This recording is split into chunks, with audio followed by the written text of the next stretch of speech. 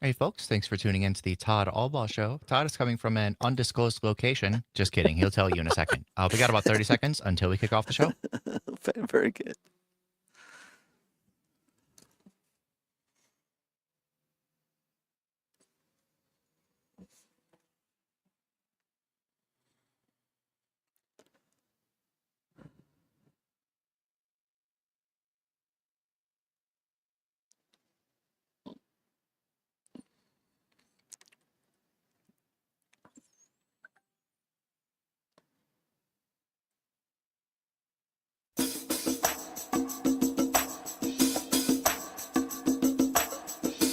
Live on location, it's the Todd Allbaugh Show.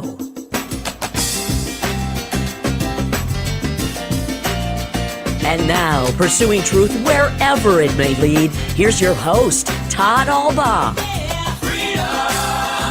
Across Wisconsin on the Civic Media Radio Network and streaming worldwide on the Civic Media app. Good afternoon, everybody. I'm Todd Allbaugh, along with Mr. Aaron Zommers, our producer and engineer. It is Thursday, May 22nd, 2025. It is a great day to be a Wisconsinite.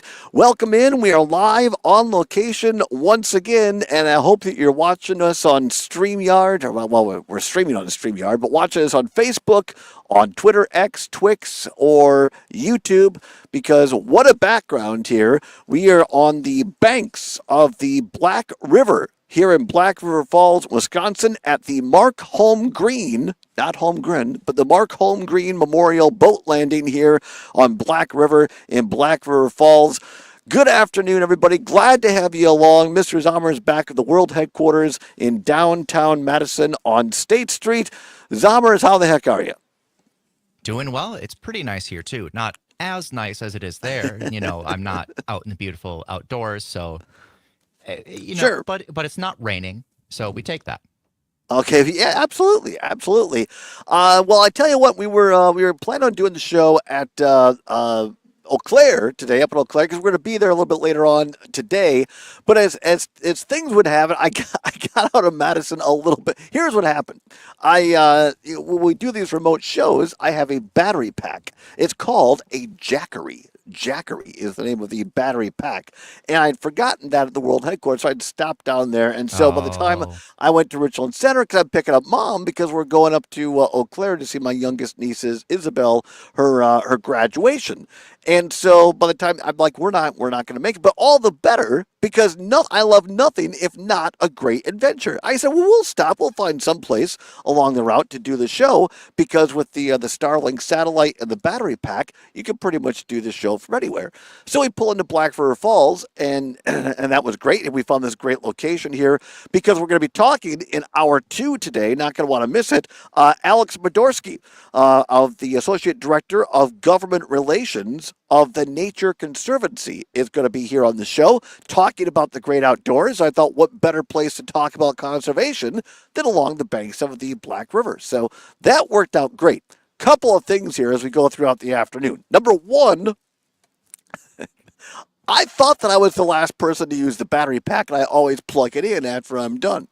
When I picked it up this morning, it was unplugged. And when I plugged it in just now, we are down to 30. Now it's 32. We've just gone from 30. We're down to 32% on the battery pack. So we'll see. Does the battery pack end before the show, or does the show end before the battery pack? So that'll be fun. That'll be a lot of fun to watch as we go throughout the next 2 hours. Also, when you're along the river, it's nature, and so I set up the satellite down by the river, and Mom's along. She's on the bench over here. She goes, I don't want to worry you, but you want to come here and look at this? I set up the satellite right next to a nest of snakes. There are snakes, Zommers, mere feet from where we're broadcasting from. Snakes. Why did it have to be snakes? That's exactly right. The great Indiana Jones line. Snakes. Why they're... Now, I don't have a petrified fear of snakes, but when you have your back to them during a show. So mom's job, she's just outside a camera range with a stick. She is making sure that the snakes do not attack me during the show. It's literally a nest of snakes. They're like in a pipe right by where I set up the satellite, right on the banks of the Black River. And just before we went on the air, a bird flew over and took a crap right on the picnic table, missed me by about 6 inches. But Can't confirm. Yes. Have you ever been pooped on by a bird, Todd? Yes, I have actually. Have you? Yes. Once I was standing in the driveway. I will remember this forever. I was probably in like second grade, but I was walking up. My dad asked me something. Don't remember what he asked, but I remember I said yes and gave a thumbs up, and it crapped on my thumb. Well, there you go. So it's great to be outside, as they say. These are the things that make the show interesting. Because, I mean, if we're just sitting there in the studio talking about the news of the day, come on. I mean, anybody could do that. But I mean, when you're up against the battery pack, you got a nest of snakes about 15 yards from you, and you got birds attacking you. Now that's a challenge. See if you can do a show. So this will be a lot of fun because it's a beautiful day here in Black River Falls. Coming up in at the bottom of the hour, our old friend James Kelly, the bureau chief, Northwest Bureau Chief of Civic Media News, is going to be joining us from, I believe, Chippewa Falls, from our WCFW, the TAP. I was listening to the station on the way up here, and I heard a promotion for the show today. I said yesterday, join us from Eau Claire, Wisconsin. WCF. I looked at my mom and I said, or close. Close to it. Yes. Look, we got close. We're in beautiful Jackson County, which is right next to Eau Claire County. So And it really is beautiful. It's a beautiful day. It's an absolutely beautiful day. So James Kelly's going to be talking about what's making news in this part of the state. This is one of the things I love about traveling and finding out what makes Wisconsin great. Is sometimes we get kind of enamored with our two big cities of Milwaukee and Madison, but no, as it turns out, there's a lot of people that are paying attention to things outside of those areas. So James Kelly will be in talking about Northwest Wisconsin, and we may see if we could gin him up a little bit and ask him about his beloved New York Yankees and their juiced bats. So we'll see. We'll talk to James Kelly coming up a little bit later about that. And then, of course, we have What's Worse. And timely indeed, as Mike Lucas says, we did not plan this, but the What's Worse for today, heights or water? We're right next to the water. I would say maybe it depends whether there's snakes next to the water. Well, and also I feel like it's, as far as common fears go, it's extreme heights or really deep water, because those are things people are afraid of. Yes, absolutely. Anyway, so it's going to be a great day on location here. Then tomorrow, we'll see what happens. If it's a day like today, instead of the Black River behind me, you may end up seeing Lake Wissota. Our old friend Pat Kreitlow has offered us to come up there for a little cookout and maybe on the pontoon boat. We'll see. Here's so hoping. we're all over. We're all over this week as we get ready for Memorial Day. Our friend Jeff Perry, our ongoing contributor on Facebook, says, let's get some wagers going. Can we get some odds from Vegas on today's show? Which comes first? Battery pack runs out of juice, snakes attack Todd's mom, or birds poop on the equipment? That is a great idea, Jeff. That is a great idea. The snakes seem restless because it's warmed up in the last hour. It's beautiful right now. And the snakes because I did not either I was mere inches from the snakes and did not see them as I set up the satellite, or B, they've just come out as the weather has warmed up. So the snakes seem restless. I will say that. This is actually really fun. I enjoy shows like this. You got a snake stick? You got something to gently I scoop them up and move them out of the way? I gave Mom all I could find is a smaller stick. But she's pretty good at snakes. She doesn't as long as they're not a rattlesnake, she's pretty snake friendly. Yeah, as long as you know what to do and you're not going to freak them out. I mean, you'll be fine. I think we'll be absolutely fine. Well, let's tell you a little bit about beautiful Jackson County here, and in particular Black River Falls, as long as we're here, because these are one of the things that we love doing, getting out on the road and giving you a taste of flavor of different parts of Wisconsin and what makes Wisconsin great. So Black River Falls, beautiful Jackson County here in northwest Wisconsin. It is the county seat of Jackson County. In 2020, census said that the population was 3,523. Now, if you would have asked me without looking it up, I would have said it was closer to 5 or 6,000. But no, Black River Falls, just over 3,500 people. And here's something interesting. And I just saw our friend Robert Pilot the other day in Madison, of the host of Native Roots Radio every evening on Civic Media. And Black River Falls is home to the headquarters of the Ho-Chunk Nation in Wisconsin. And of course, Robert Pilot, part of the Ho-Chunk Nation, he is a legislator in the Ho-Chunk Nation, and told me just the other night that his term is now expiring and running out. So he said he'll have some more time to come on our show, and I can't wait for that, because one of the things I love when I travel around Wisconsin is you realize the rich and important history of Native people here in the state of Wisconsin, and the Ho-Chunk Nation vital history, so integral and intertwined with much of our great history here in the state of Wisconsin. Also, there's a large monument to Black River Falls veterans of World War I, World War II, and the Korean War, and the Vietnam War, as well as to local Medal of Honor recipient Mitchell Red Cloud Jr., which was put up near the Chamber of Commerce building. Named the Field of Honor, the attached plaques provide accounts of the veteran services. The site is also the start of a 4-mile foundation trail, a signed hiking and bike path that encircles the eastern part of the community. We passed that actually as we came in there, and it's really, really well taken care of. And I know Zomer and I put together a brand new show we're going to air on Monday for for Memorial Day. And again, just as a reminder, Memorial Day, of course, set aside for those who fell in the line of duty and in service, but it's also certainly appropriate to take a moment and pause and reflect on the service of everyone who is. We set Veterans Day aside in November to remember all veterans, but in particular those who fell in the line of duty this Memorial Day. We're going to have one of the administrators for the Wisconsin Department of Veterans Affairs on Monday. He oversees the veteran cemeteries. Very, very interesting and important work. So I hope you tune in on Monday for that. But again, how many times, Honors, we talked a little bit about this with Trygve Olsen and Pat Kreitlow yesterday. We drive through these communities in Wisconsin. We probably have some. I know we have one in Richland Center. You might have one in Manitowoc as well.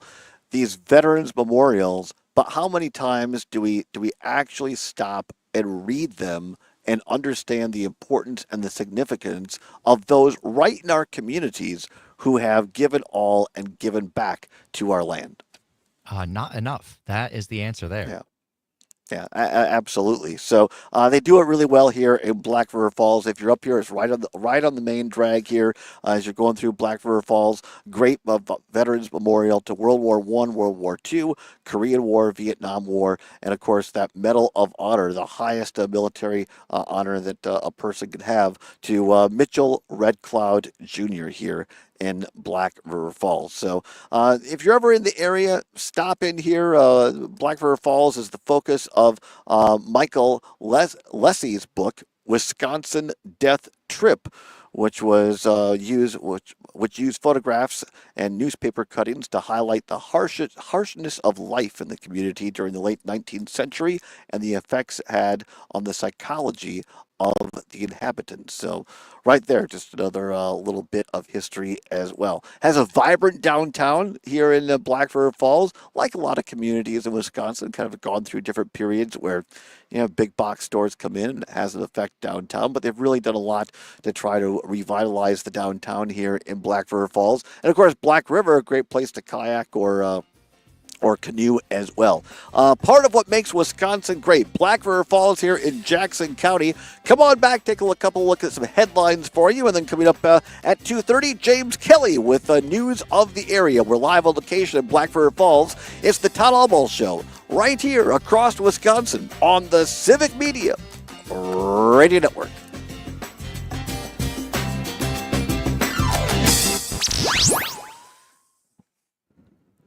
Real news and great conversation. 92.7 WMDX. Everyone has a fave Wendy's frosty flavor. I have a feeling we should make it because we're only down to 31%. Oh, 31%. So I Yeah, feel I like guess. I feel like if we can make it till the top of the hour and we have 20% left, we should be fine. Okay, cool. Yeah, as long as it's not like an old Apple product battery indicator. No, I think it's a little bit like driving with it says E and then it says low gas and it's like how many more miles can I get before I have to fill up? The answer, go fill up. But in this case, yeah, I just remember having an old iPod Nano, and the Right. battery was either full for about 2 minutes, and then 2/3 to 75%, and then dead. Like it just didn't tell you. Yeah. And sometimes it would go up and down. Yep. SugarRiverPizza.com. Oh, so you have heard of it. I'm Dan Schaefer. Let's recombobulate. We are in a rare moment right now in Wisconsin politics. Why, you ask? Well, it's because we are not actively in the middle of a campaign cycle. It's been more than 6 weeks now since any of us have seen a campaign ad. It's been pretty nice, hasn't it? The moment Apparently we're we in have this more is than one of close as those we're battery going to get things. to a political off-season Yeah, in I know. Well, I Wisconsin. just And we need I to take don't advantage need of it this if moment by people taking action actually to improve our recharge it democracy. correctly. That means taking I did steps to send address a climate message. Yeah, I change, saw that. I the- saw cleaning that. up some issues with election administration, and creating a long-term plan for nonpartisan redistricting. In some cases, we can't make these And also, I changes don't have on room for campaign, another. so The we one need to that be the thinking about backup one what is we can do now. quite a There's bit lot both bigger parties than this can one. agree I with. don't Right. have any So more let's room in make my some moves truck. this offseason, Wisconsin. Seize this moment Yes, to make for a those of better, you who stronger, don't know, more Todd inclusive has a lot of democracy. gear he has to bring around to make Find these all things of happen. Dan's work at the And I'm happy to recombobulation do it area. as long Check as out our things website work. at civicmedia.us. About 25 seconds. All right, thank you.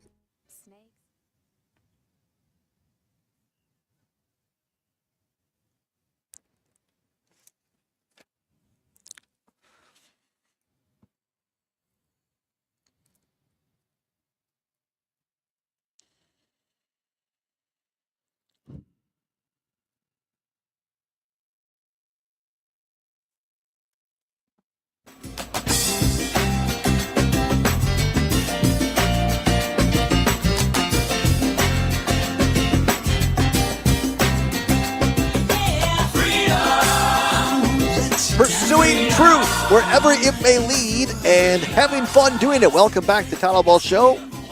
Live on location from beautiful Black River Falls along the banks of the Black River here at the Mark Holmgreen Memorial Boat Launch. Beautiful day, kind of fluffy clouds, blue sky, river pretty calm behind me here as we sit on the banks of the Black River. Coming up hour two, going to talk to Alex Modorsky, who is the Associate Director of Government Relations at the Nature Conservancy. Talk about the Knowles Nelson bill a little bit more, and we talked about that with Tia Nelson here a month ago or so for Earth Day and the Stewardship Fund. How important that is as we go through this budget process in Madison, the Joint Finance Committee right now deciding how our tax dollars will be spent. And historically, things like the Nature Conservancy or the Stewardship Fund and conservation in general have been, they've been able to find some common ground with that. But so far, and particularly in the Assembly with Speaker Robin Vos, he has not signaled that so far. So we're going to talk a little bit with Alex here in hour two about where we can maybe find some common ground. Is there hope to keep funding the Stewardship Fund here in Wisconsin and other issues of conservation? Coming up at the bottom of the hour, James Kelly, our Northwest Bureau Chief for Civic Media News, is going to join us and talk about this region of the state, Northwest Wisconsin. Very, very important to the state. Of course, they had some issues in terms of healthcare. One of the big hospitals in the Eau Claire, Chippewa Valley shutting down. Now maybe some plans to have another hospital take its place. But what happened last night in Washington, D.C., and here's how we like to frame these things.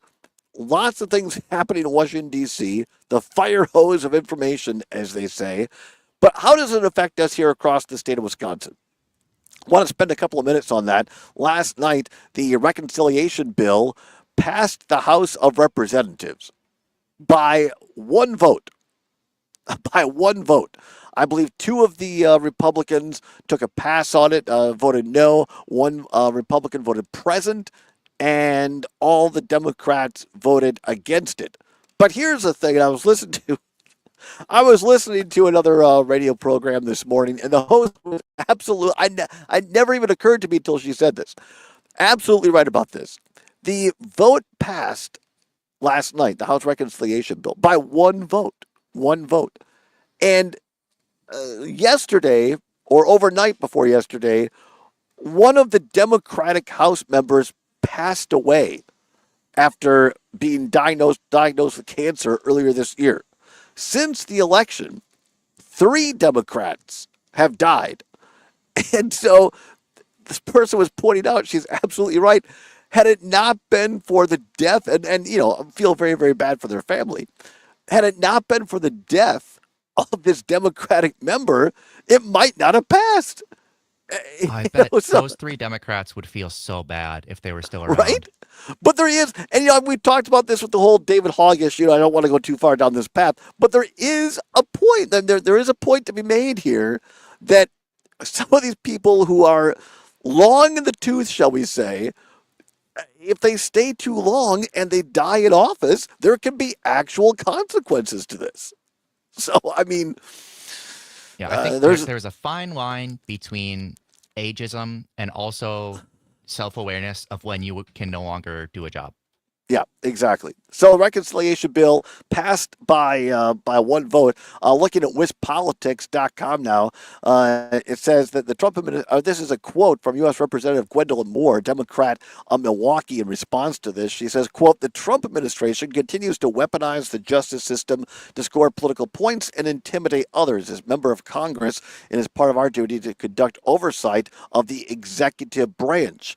My colleague was performing this work when she visited the Immigration Detention Center in her district." That is Gwendolyn Moore, Congresswoman from Milwaukee, talking about the arrest earlier this week of U.S. Representative LaMonica McIver, Democrat of New Jersey, who's now been charged with assault after an incident outside an ICE detention facility.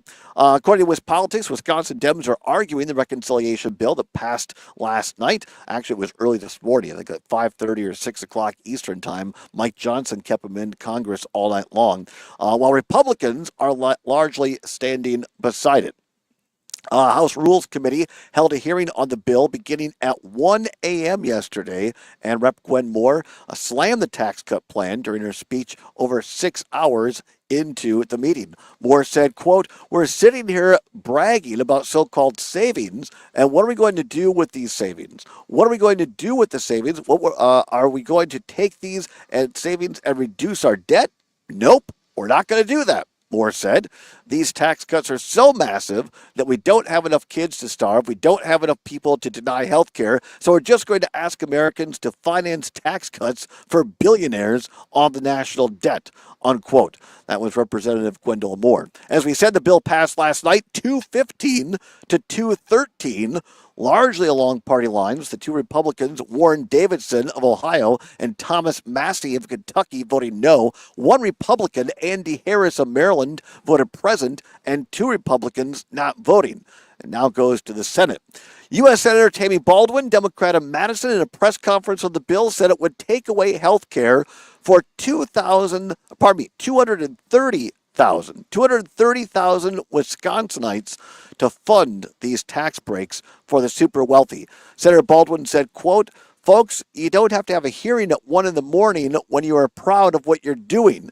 You got a congressional hearing at 1 in the morning if you're trying to hide what you're doing from the American people. Look, if they were just cutting waste, fraud, and abuse, they wouldn't be rushing this bill through under the cloak of darkness," unquote. Could not agree with Congresswoman Baldwin more. And the office of U.S. Representative Mark Pocan, a Democrat of the town of Vermont in Dane County, told WisPolitics in a message ahead of the vote, the representatives, quote, "will not be voting for that garbage bill," unquote.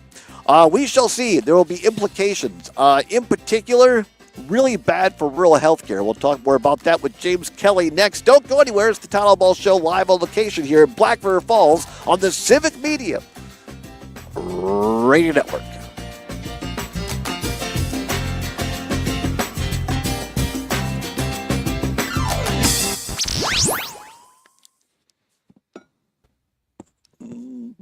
Ba-ba-ba-da-da. There he is, star of stage and screen, James Kelly. Oh, I wouldn't say stage and screen. There's a reason I got into radio, not TV. No, no, not at all. Not at all. I'm sorry I did not quite make it to Eau Claire. I'm here in beautiful Blackfur Falls. I was going to say, it looks very nice there. It kind of looks like you're sitting in front of a green screen and you just put that behind you. I know. No, this is the real deal. There's live snakes, James, 10 to 15 yards from me, a nest of snakes where I set up the satellite. Well, I'm glad we're not doing this in person then. He also almost got crapped on by a bird. Well, yeah, it landed mere inches from me. And for those watching on the stream now, the battery pack is down to 29%. So we're going to find out. Does the battery pack end before the show, or does the show end before the battery pack? Yeah, whoever last used it did not charge it. And if the battery pack ends, the show may end well as well. Yeah. We may have to do it over an iPhone. How are you? I'm sure it'll be fine. I'm sure it'll be fine. How you been? Oh, I'm good. I mean, I could have been better with the Knicks last night, but Oh, I know, right? I was Right? man, And what's it's his name? just Who was every- it? Which one is the guy that gave the choke sign for the Oh, Pacers? Who Tyrese was- Halliburton. Yeah. What was up with that? That was a little cocky. Yeah, that's you know Reggie Miller, right? Yes. Yeah. It was Yeah, his. so you know he the first did backstory. that, right? Yeah. Yeah. Terrible. And ironically, the Pacers actually lost that series when he Did they when he really? did that. Yeah. Nobody ever talks about that part. So let's hope history repeats itself there, because I just to beat the Celtics and then lose to the Pacers, I would be very upset. That'd be sad, bad, not glad. Yeah. Speaking of that being a green screen, Cam and Appleton took the clip of you saying, "What a background we have here with the river," and edited out your background and put you in front of a store containing entirely containers of cheese balls.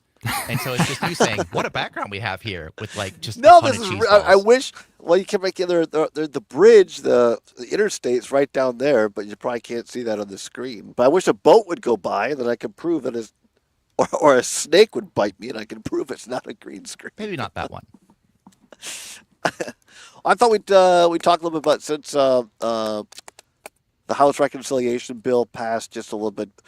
Some people like Tammy Baldwin were talking about what it means for rural health care, so I thought we'd touch base on what's going on up there in Eau Claire with healthcare, and then any other big news stories on that part of the state, and then we could talk a little sports, whatever you want to do. Yeah. I mean, we also had our own boat situation. I know the Milwaukee one got a lot of press, but we had our own boat out here. Yeah, who were you talking with this about? Kreitlow the other day, or who were Yeah, you Pat, yesterday? Yeah, I was listening when you were on. And I'm like, oh, this is fantastic. I want to know about this. Yeah. All right, that's great.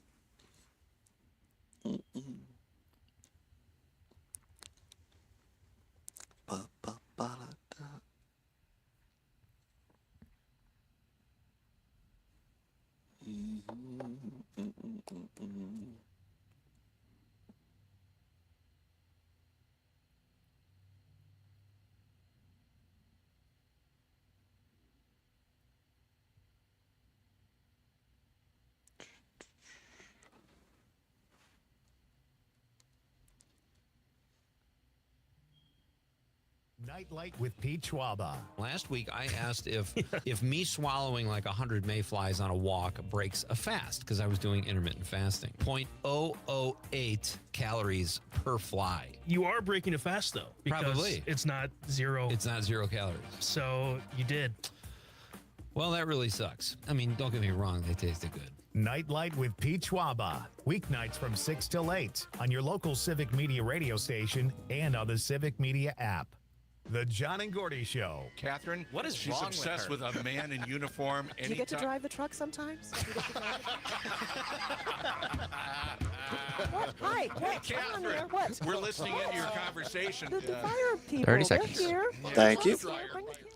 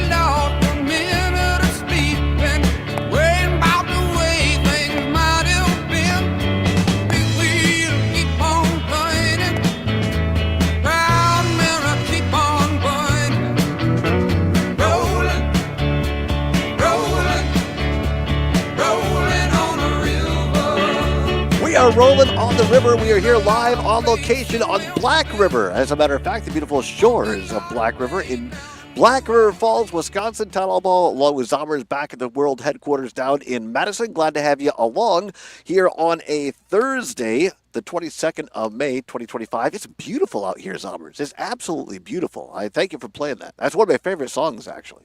It's a great tune, and It really yeah, is. it really does look beautiful out there. Yeah.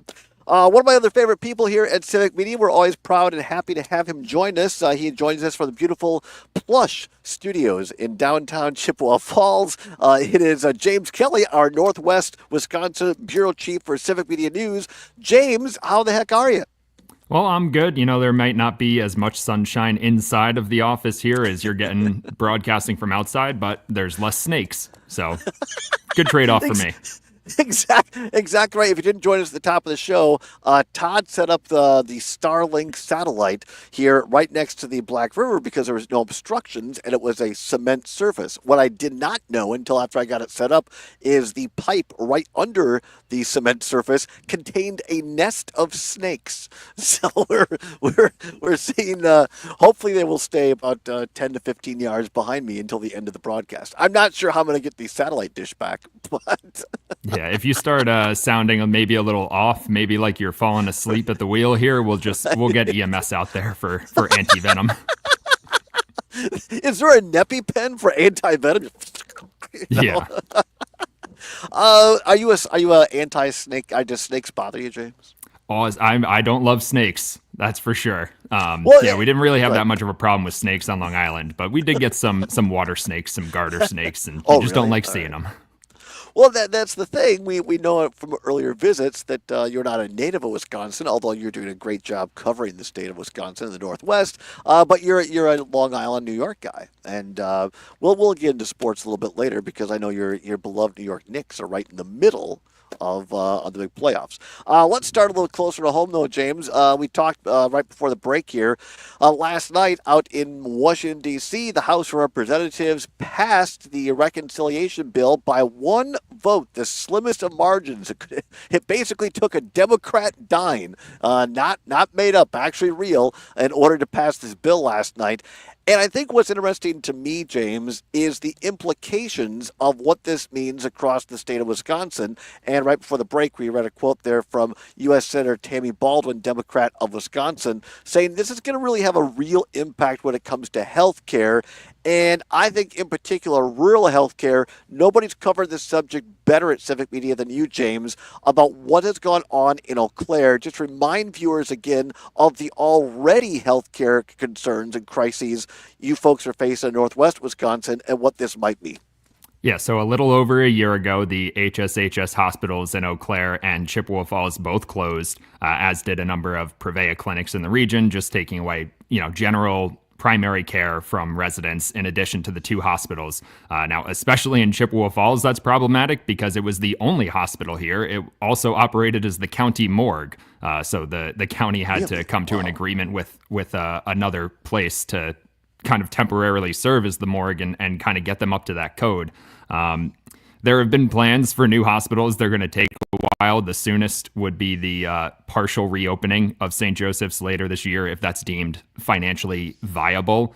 But once those announcements started coming out, my first question to pretty much every elected representative from here and even Governor Evers was, if Medicaid is cut, as we've heard many, many times, is there a way that these hospitals can survive on their own? Because the reason the HSHS hospitals closed a year ago was because they were not getting enough in Medicaid reimbursements. That's from Governor Evers, the Secretary of the Department of Health in Wisconsin, and pretty much every nurse, staffer, anyone at the hospitals that I talked to during the closing. Every single one of them said, we are not getting enough in Medicaid reimbursement. So if Medicaid money is not going to be coming in for these new hospitals, it creates a little bit of a financial hiccup. Governor Evers referred to it as they'll be playing behind the ball from the start. Yeah, and it's so interesting to me. Obviously, I would say concerning as well, but so interesting. I mean, where we are here in Black River Falls today, we're literally maybe 5 blocks away from the Republican Party headquarters, very prominent storefront down here. You see a lot of Trump flags in this part of the state still, a lot of signs that are still up for Trump and Vance. And it gets back to this question, James, of people voting against their own self-interest. And in your reporting and just living in the Chippewa Valley area, what's your sense of this? Has this really hit people yet? People that might have voted for President Trump and Vice President Vance in November, has it hit them that this is going to have real implications for the Chippewa Valley area in terms of health care? Or do you think this is a situation where they just don't feel it yet? I actually think the first people that it really did hit was the farming community here when contracts were being canceled. And, you have to very carefully plan how you're going to, operate your farm throughout the year for when are you going to get the best crops? When are you going to get the most crops? When is that going to be ready? When is this going to be ready? So when I think some of those contracts and uncertainty about SNAP, which gets a lot of local food, like that really started to, I guess, not wake people up, but make people start questioning like, hey, this is something that we have to address because we're making those plans now. And Medicaid is no different. I've been to, I can't even count how many town halls in the last 2 or 3 months that are specifically based on Medicaid and the type of coverage that especially people with disabilities or people who have children with learning disabilities or maybe autistic and nonverbal and need a very significant amount of hands-on care. It's these people who are going to suffer first. And then as the situation continues to get worse and you might see some more rural hospital closures, more people are going to have to go farther. EMS services are going to be stretched out further. It's going to be more of a rough situation. And I think when people start to see, well, the hospital nearest me just closed because they weren't getting enough in Medicaid reimbursements, I think they will then realize that maybe this was not the best move. We're talking with James Kelly, our Northwest Bureau Chief for Civic Media News, and our WCFW, the TAP headquarters in downtown Chippewa Falls on a Thursday here. James, I really appreciate you bringing up, whether it's SNAP benefits or whether it's helping kids and particularly those with challenges, because the narrative that my former party likes to put out there is, these are young white guys who aren't working, able-bodied people that aren't working. That's the narrative they're trying to put out there. That's who we're going after, and that in my opinion, that's a cover-up, a facade, because if these cuts, and I think it's important to also remind listeners, this ain't done yet. This cake is a long way from baked because this still has to pass the U.S. Senate, and right now the votes are not there. We'll see whether Trump can strong-arm them or not.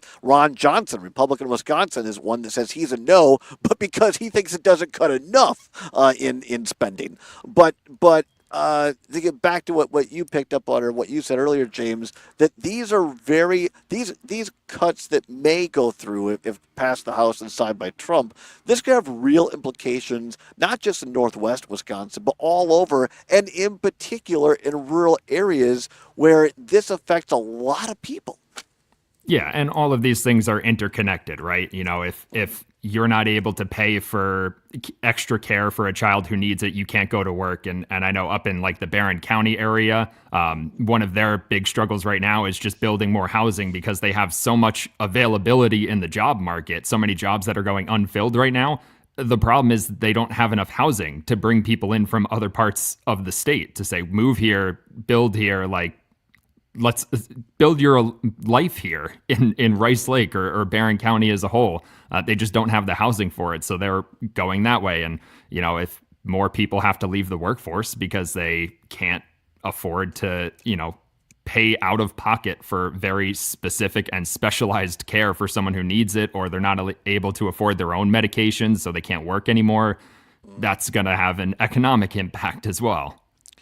I mean, I grew up in Southwest Wisconsin, a rural area in Richland Center, and a lot of times people had to, for more complicated procedures, drive into Madison or maybe La Crosse, but I know all across Wisconsin, Northwest Wisconsin is not an exception.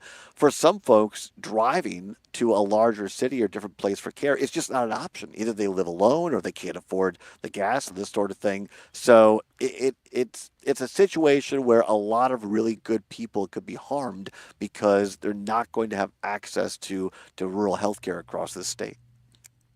Yeah, and that's actually something Dunn County is working on. They're doing a new pilot program in the month of June where they're going to offer sort of public transportation bus services in different quadrants of the whole county. So obviously you can't run, all day, everyday bus service in the more rural areas of the county, but people still need to go to Menominee for, say, doctor's appointments or just to go to a restaurant or shop or whatever. So they're doing a new pilot program that's just aimed at taking a bus, go out there, call ahead. If we'll come pick you up and we'll bring you to Menominee and we'll bring you back. Wow, and very, very interesting. All right, James, let's move on from rural health care, which, of course, is, to me at least, I think one of the biggest implications of this huge reconciliation bill if it is passed by the Senate and if it's signed by Trump. But let's move on from that. What other news could we share with people across the state? What's going on in beautiful Northwest Wisconsin here? Yeah, well, this is appropriate since you're right there by the river. Earlier or later last week, the city of Hudson got crews out onto the St. Croix River and removed another one of those abandoned boats that now lawmakers are looking at some pretty serious legislation to levy up to $10,000 in fines and maybe 9 months in jail for this. Really? Now, this is fantastic because I heard you on Kreitlow's show on mornings with Pat Kreitlow from 6 until 9. He'll appreciate the plug because a lot of focus, and Jay Matnair is obsessed with deep thought. Almost said something else. Deep thought down there in Milwaukee, which wreaked all kinds of havoc. They finally got that off of the Lake Michigan shoreline. But tell us more about this boat in this part of the state, which was stranded right for even longer. Yeah, since July. So it's been almost a full year that it's been out on the St. Croix River. It was a 54-foot yacht named Sweet Destiny. Destiny's Child. All right, yeah, very good. Sweet a couple Destiny. weeks ago, the city started warning the owner, hey, if you don't take care of this now that the winter's over, we're going to start fining you. They passed an ordinance back in October to make it hundreds of dollars of fines. And then eventually they just said, well, let's just get a bunch of neighbors and city crews out there and we'll patch it up, get it seaworthy, and we'll tow it away for good. And we won't have to worry about it anymore. What's going on with these abandoned boats in Wisconsin? Can't people steer anymore? What's going on? I don't know. And you know what? The neighborhood that I grew up in on Long Island was it was on the North Shore, and it was pretty much right near the beach. So we had kind of a marshy area in our neighborhood, and for the longest time, there was an abandoned boat out there, and we always said, we're going to go swim out there one day and see what's in that abandoned boat. We never did. Our parents said, you will definitely die of some weird disease. All right, come on back. More James Kelly on the other side. We're on location at Black River Falls. It's the Allbaugh Show on the Civic Media, Radio Wisconsin. We're rolling on the river.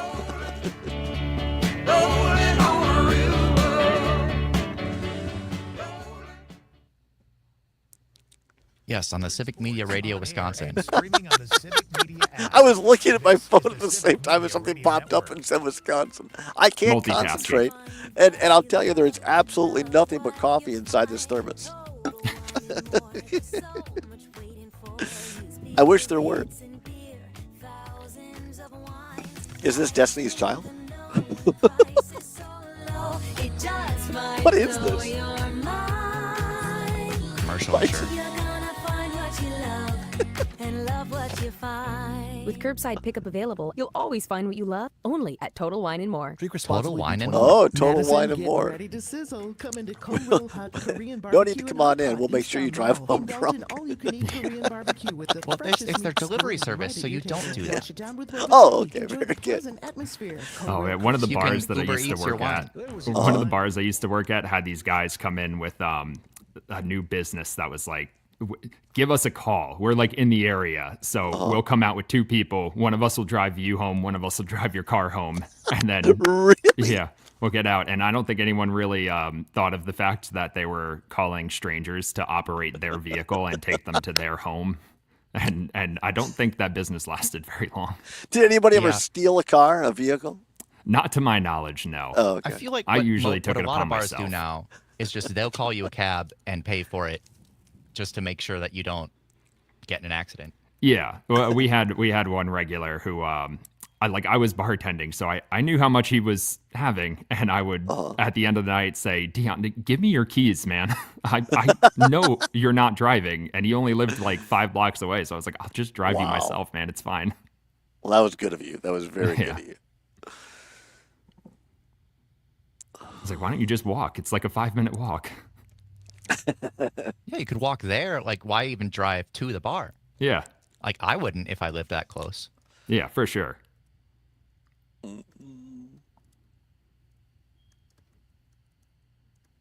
Question 2 ballot initiative passed 60% to 40%. It enshrined multiple voting rights in the state constitution, including 9 days of early voting, guaranteeing the right to vote without harassment, offering a permanent vote-by-mail list, and mandating drop boxes and several other important voting reforms. 11 GOP legislators tried to invalidate the ballot question using the ISL theory. They argued that only the state legislature could make election law, not those pesky constituents. The Michigan Supreme Court dismissed the case in April 2024, and on May 19th, the U.S. Supreme Court refused About 30 to hear seconds. the case. Thank We have you. more on ISL.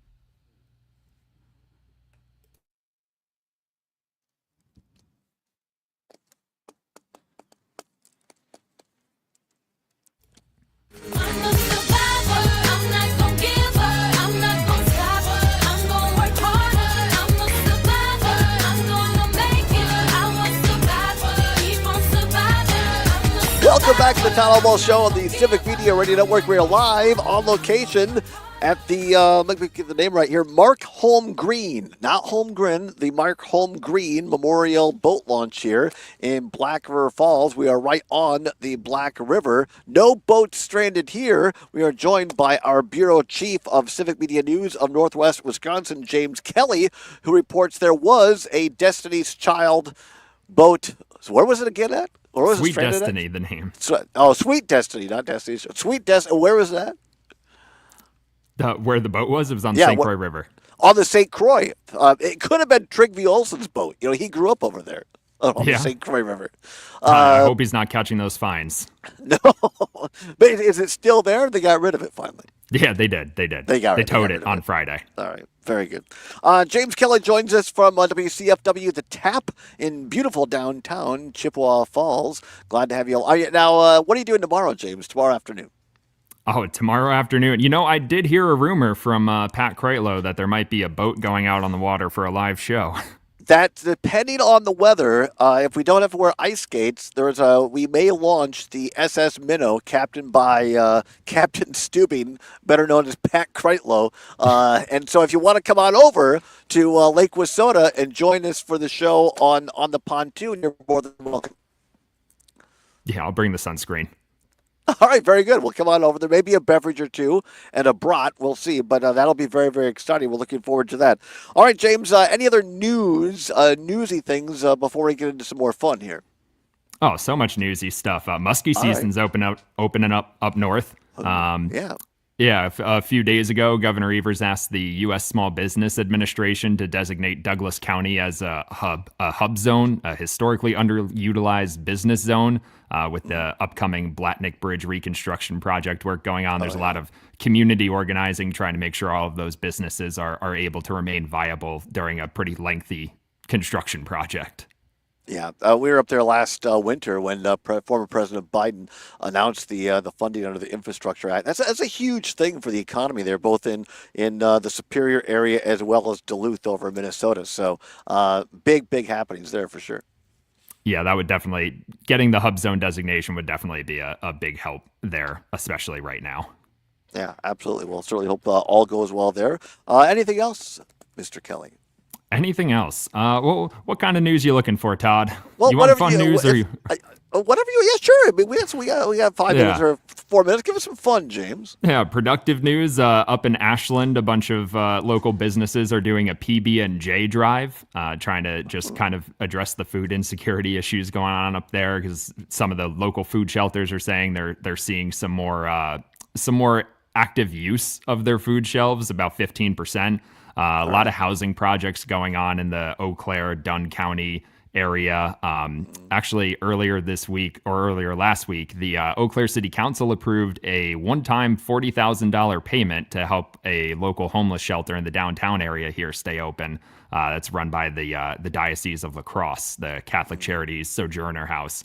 So that was a pretty big story, considering if it had closed for the summer, there wouldn't have been many other places to go. And again, I heard you talking with Pat Kreitlow about this on Mornings with Pat Kreitlow. Explain just in a minute or two here. Other counties are now bringing homeless people there and essentially dumping them off at Eau Claire because I think they're going to be taken care of. Is that right? Yeah. So when it happened over the winter and over the fall, the Eau Claire City Council asked Attorney General Josh Call to kind of look into this and see if it was legal, and the agencies involved kind of went back and said, no, we talked to these people. We told them where they were going. We explained to them that we don't have the resources here to shelter them or get them food. And they agreed to go to Eau Claire. The problem is there is a very much growing homeless population in the Eau Claire area, and they are sometimes coming from other areas of the state because there are more services here, which is putting more strain on the services that we do have. And, increasing costs was one of the things that the Sojourner House might have had to close over the summer for. And there's not exactly a lot of short-term answers for unaffordable housing in Eau Claire. It's a pretty low vacancy rate, just not a lot of empty housing. Well, and I appreciate you following this, and that's another great advantage of the Civic Media app for people who live in Madison or Milwaukee or Green Bay. Dial up WCFW The Tap, follow James, because these are really, really important stories that all of Wisconsin should really be concerned about. All right, James, a couple of minutes left here before the top of the hour. Your beloved New York Knicks, growing up in New York, you knocked off the Celtics, the defending world champions, and now you're up against the evil Indiana Pacers who took out my Bucks. And last night, the choke sign, the Reggie Miller choke sign for the Pacers. What's going on? It was every nightmare I've ever had about the Knicks, they've always felt like the most cursed organization in professional sports besides the Jets. Like, it's just everything that can go wrong will go wrong, with all the injuries last year, losing to Indiana, and to lose game one, I was in rough shape last night. But I feel like they can come back. I mean, because they're kind of I would say one of, not the hottest team going into the playoffs in the NBA. Absolutely. And I think just the fact that I know Jason Tatum got hurt in game 5, but the Knicks had already won that game, so they were going to be up 3-1 on the Boston Celtics. I would have been shocked if they had won 2 games, period, in the series and lost. I would have been like, okay, we're not as far off as I thought we were from competing with them. But to win the series was incredible. And then to just go from that to what happened in the last 3 minutes of regulation in game 1 of this playoff series, it was not very fun for me. Well, I wish you all the best of luck, because I do not want the Pacers to win after they knocked off the Bucks. So, I wish you all the best with the Knicks. The juiced bats for the Yankees, are they still hitting well? They are. Aaron Judge is he dipped under 400 yesterday. Tragic. Yeah, we better get him out of here. Ship him off. But they did win the Subway Series against the Mets. Juan Soto's grand return to the Bronx. All right, well, that's good. All right, appreciate that. Well, we'll keep pulling for the Brewers. Appreciate you, James. Back to you on the pontoon boat tomorrow. You can find all of James's work at WCFW. Thank you so much, James Kelly. Appreciate you. Thanks, guys. All right, talk to you soon. Come on back. We'll talk conservation with Alex Modorsky after this. We're on location in Black River Falls on the Civic Media Radio Network. I'm gonna make it. I will survive. Keep on surviving. You're amazing, James. Thank you. Always Appreciate fantastic. Yeah, all right, Aaron, always good job with the music. I always appreciate it. We'll see you tomorrow, perhaps. See you guys. All right. Thank you. Bye-bye. Hi, how you doing? You used to move the truck? All right. At least 2 people are dead Oh, after a plane crashed into a military housing complex all right. today. The Cessna was not far Are from you the airport. on the boat Officials say launch? fire damaged cars and homes. Not on. I mean, they're right beside it. So they're Okay, bringing in a vessel here. Some sort of a crane, a floating crane. I don't know. They're bringing it in. We're going to launch a boat. So that'll What prove percentage I'm not is in the front. battery at, by the way? Oh, 24%. We're at 24%. So I feel good. I feel should good. be okay. We'll get. I bet we finish with about 5% of the battery left. Israeli embassy staffers last night shot and killed outside an event at the Capital Jewish Museum. This will be All right, fantastic. I need to use the bathroom real quick. I'll be All right right, back. all right. Thanks. Federal jury today convicting Svetlana Dali of stowing away on a New York Delta flight to Paris. Dali testified in her own defense, telling jurors she did not have a boarding pass when she walked onto that flight. Dali still faces sentencing. This is ABC News. Local radio for you and your community. It's Civic Media's mission with stations across Wisconsin. Find your favorites at civicmedia.us. For 92.7 WMDX News, I'm Savannah Tomei Olson. Stephen Avery has been pushing for a new trial for years. Well, he just got his latest no. Lisa Hale reports. The Wisconsin Supreme Court denied Stephen Avery's latest request for a new trial in his conviction for the murder of Teresa Allbaugh in 2005. He's claimed that he should be allowed to present evidence that there is an alternate unknown suspect responsible for the murder. The 62-year-old Avery is serving a life sentence for Allbaugh's murder. He has maintained his innocence, but all appeals have been denied. Avery's attorney, Kathleen Zellner, posted Wednesday on social media platform X, quote, "As expected, the Wisconsin Supreme Court has denied review of Stephen's petition." Avery and his nephew, Brendan Dassey, were the subject of the Netflix series Making a Murderer in 2015, which created global attention for the case. And I just love this story. 2 Madison garbage trucks have a new look, and it's all thanks to a toddler. 4-year-old Fred sent a letter to the mayor's office asking for a different color trash truck to collect garbage in his neighborhood. He even said, quote, "I would prefer a purple trash truck or a rainbow-colored trash truck. I love the blue one, but a new color would be exciting too." Well, the mayor's office got with the streets division, and they decided to try something. They had local artists create pieces for the size of the collection truck. Hello. Thank you for joining us. Sorry about that delay there. I don't know how long you were waiting. Alex, how are you? Great. How are you, Todd? I am well. Now, see, you have put on a green screen there. I can assure people this is the real deal behind me. But we're very similar. Yeah, exactly. This is a green screen in the sense of showcasing the environment to everyone. Fantastic. I love that. So who did you work for in the Capitol? So I worked for four different people. I did 2 stints with Mark Miller. Oh, okay, one sure. when I was in college and fresh out of college. And I worked as an LTE for Mark when I was graduating. A guy named Dale Schultz was the majority leader back then. I think you may have met him once or twice. Yeah, a couple of times. And did that, went home for law school to Cleveland, Ohio, practiced law for a couple of years. It wasn't really my bag, so heaven help me, I came back to work for Mark Miller one more time, and then I worked for Jen Schilling, Corey Mason, and Todd Onstead, and now I've been doing the Nature Conservancy thing for just over 6 years. So I recognize your name. So maybe I remember most. How long were you with Senator Miller or Senator Schilling? Senator Schilling, I was with for about a year. Okay. Yeah. Yeah. So you did. You did 3 stints with Senator Miller. I did 2 stints with Senator Miller. One when I was in college, and the first thing I did in politics in Wisconsin was as a UW-Madison freshman. I did polling and fundraising calls for the SSDC back when Andy Engel and Joel Gratz would have been running that shop many years ago. I'm really See, dating myself here.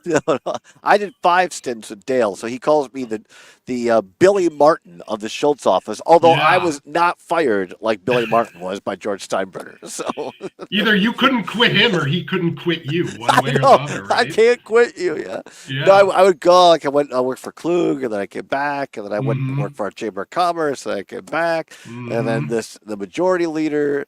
And I guess there's one more before the majority leader stint, and then we lost the majority. So John Murray and I both said that if and when we lost the majority, we would voluntarily quit, so that so Dale wouldn't have to make like, okay, who stays and who goes. Right. So we kept our word there, and then I came back one more time during Act 10 during that calm period.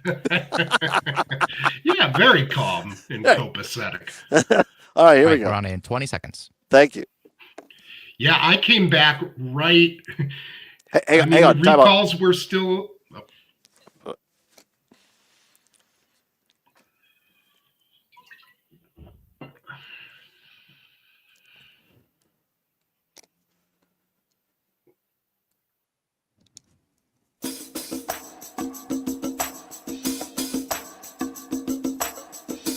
Live on location, it's the Todd Allbaugh Show.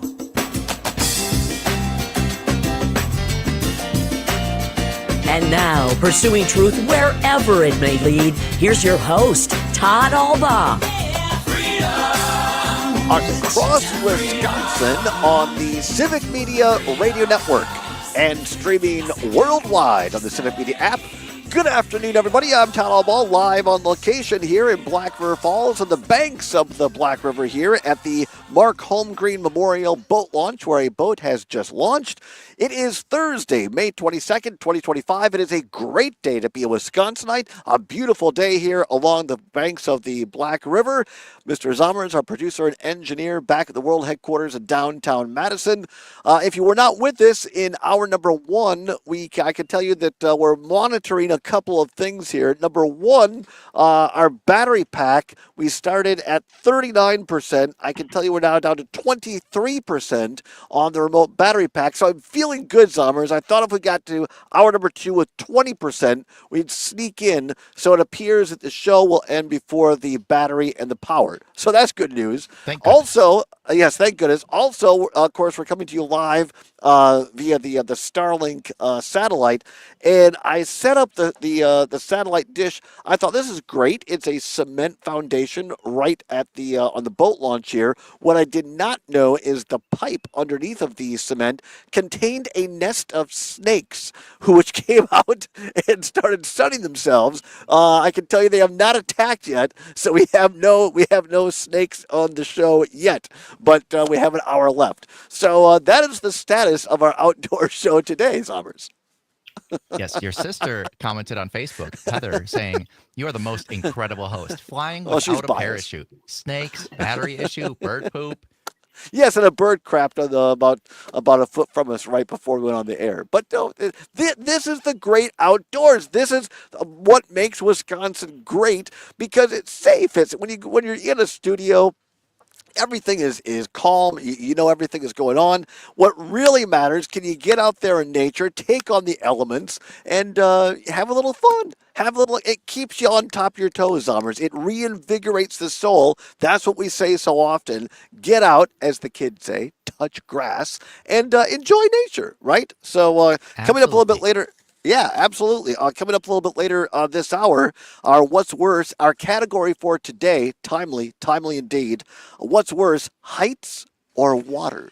Heights or water. So that's coming up a little bit later this hour. But we bring on our next guest here. Speaking of conservation, speaking of getting into the great outdoors, he is the Associate Director of Government Relations for the Nature Conservancy. He joins us live via StreamYard. Alex Modorsky joins us. Alex, thank you so much for being here. Thank you so much for having me, Todd. It's our pleasure. And for those watching on the stream on Facebook, YouTube, Twitter, and the like, now you have a beautiful green screen of a lake behind you. People are wondering over the break, asking, am I in front of a green screen? No, I can tell you that this shot is live and in person. Yes, unfortunately, this is a green screen, but we're looking at a beautiful green space. up in Look. Presque Isle, very top of the state, Vilas nice. County, and preserved in part using the Knowles Nelson Stewardship Program, that part of the state. Very, very appropriate indeed. We're going to get into that in a minute. But I always like when we have people on the show that have never been here before, like me. You spent some time in the state capitol. But tell folks a little bit about yourself, Alex, where you grew up, and how you got into working for the Nature Conservancy. Sure. So I grew up in majestic Cleveland, Ohio, Todd. It's got a bad rap that it doesn't deserve. Great city. It's no Wisconsin, Agreed. Of course. No Madison. You have Lake Erie. Yeah, grew up on the shores of Lake Erie and came to UW-Madison to go to college. My grandma, who was one of the people I got the political bug from, was a badger for Stevenson, Adlai Stevenson, way back in 1952. She passed a few years ago at 95. So she was one of those folks who volunteered on campaigns every 2 years. So I knew what a great school this was from her. And when I started looking around to go to colleges and I checked the campus out, I thought this was the place for me. So came to college here, started working on campaigns and in the state legislature, went home to get a law degree and practice law for a couple of years. But, litigation wasn't really my thing. So I came back to work in the legislature, worked for a decade for 4 different state legislators, and I've been at the Nature Conservancy and loving it for 6 years now.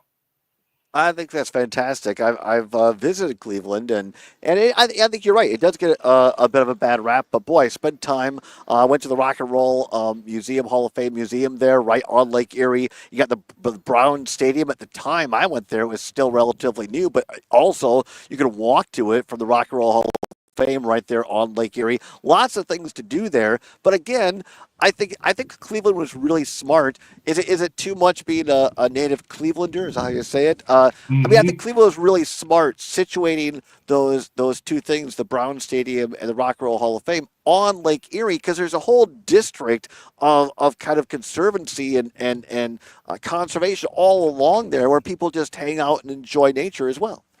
Absolutely. It's a beautiful lakefront, and it reminds you of the remarkable things that can happen when you employ those conservation principles in urban spaces. So it's a really beautiful place, and most of that development all took place during my lifetime. So I grew up in a place and time where they sort of told you don't dive into Lake Erie because you're going to come out with 3 eyeballs and gills. And now most of the lake, although there have been, algae incidents in the past, is clean and it's healthy and it's home to a lot of great species. You can fish for walleye, and it's a great example of what we can do if we put our minds into conserving things for anglers and for everybody who enjoys lake environments.